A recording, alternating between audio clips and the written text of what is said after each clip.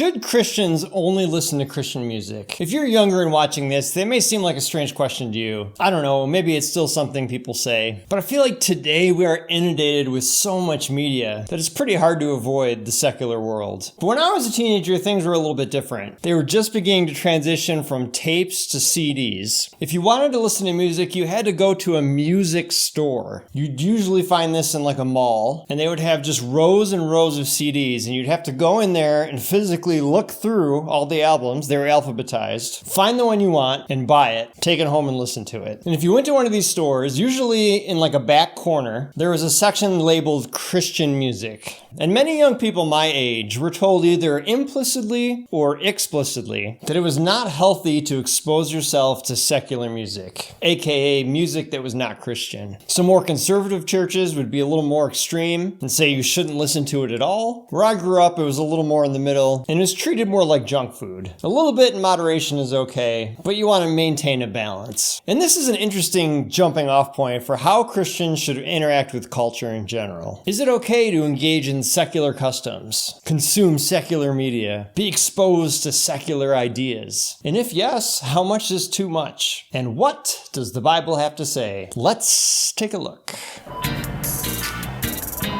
Attention, bargain shoppers.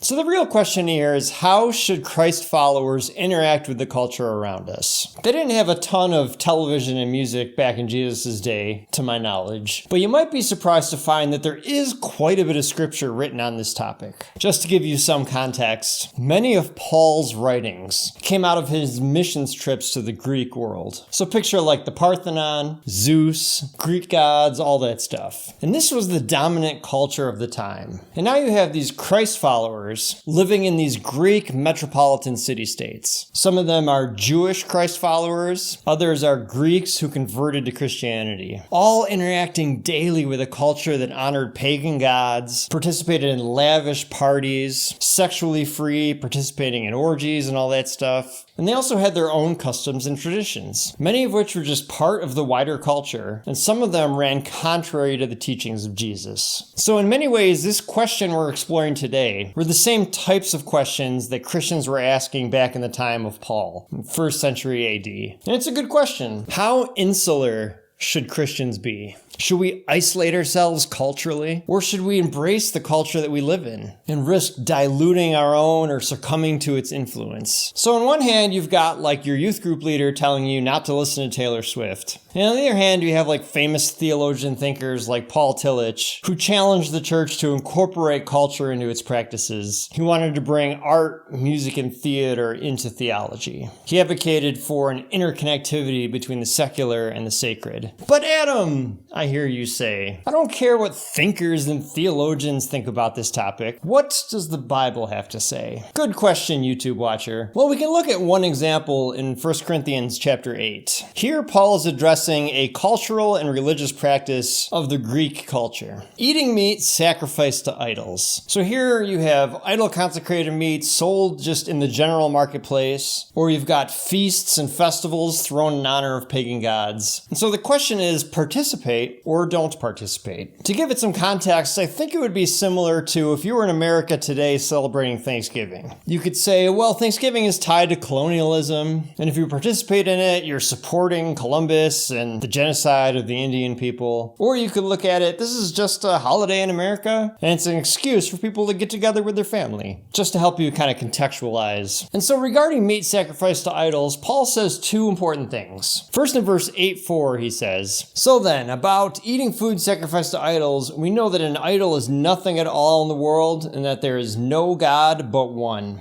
So he says an idol is a nothing god. They sacrifice their meat to idols, so what? He even says later, we have the right to eat whatever we want to. Who cares? But then he also points out in verse 7, but not everyone possesses this knowledge. Some people are still so accustomed to idols that when they eat sacrificed food, they think of it as having been sacrificed to a god. And since their conscience is weak, it is defiled. So he says, we as Christians have rights, but we should also be careful how we exercise those rights. So he has kind of two two things to say on the matter. And if we were to apply it today, you could say Taylor Swift doesn't sing about God. She sings about boys and breakups. By the way, I'm only picking on Taylor Swift because I have an 11-year-old daughter, and I'm very familiar with her music. So Paul might say Taylor Swift's music is not Christian music, but if I know God and have a relationship with God, then I can listen to whatever I want to. The inspiration for her music, or the circumstances under which the meat was sacrificed, is totally meaningless. You can enjoy the culture for the culture's sake. But he also might say, if it takes away from someone else's experience with God, or if you're weak and it has an influence over your life that pulls you away from God, then maybe better not. Just because you have the right doesn't mean you have to exercise the right. Now, I can see an argument against this. People might say we need to preserve Christian culture.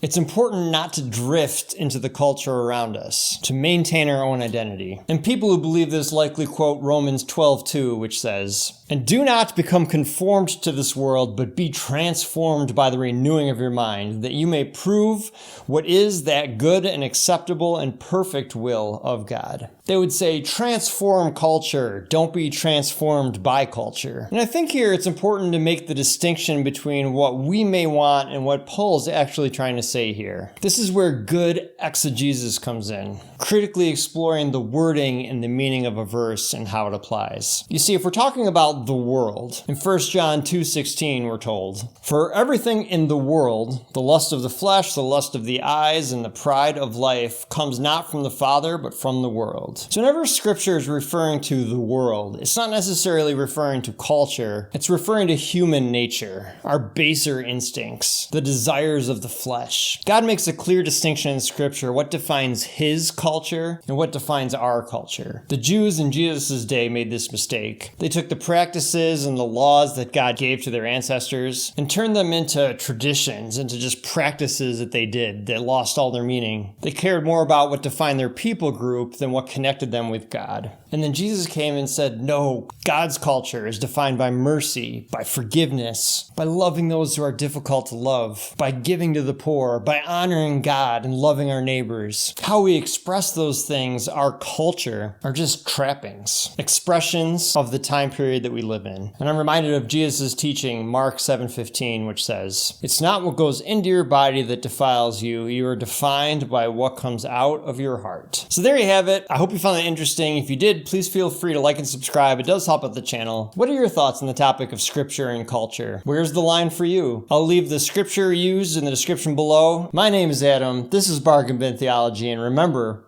you get what you pay for.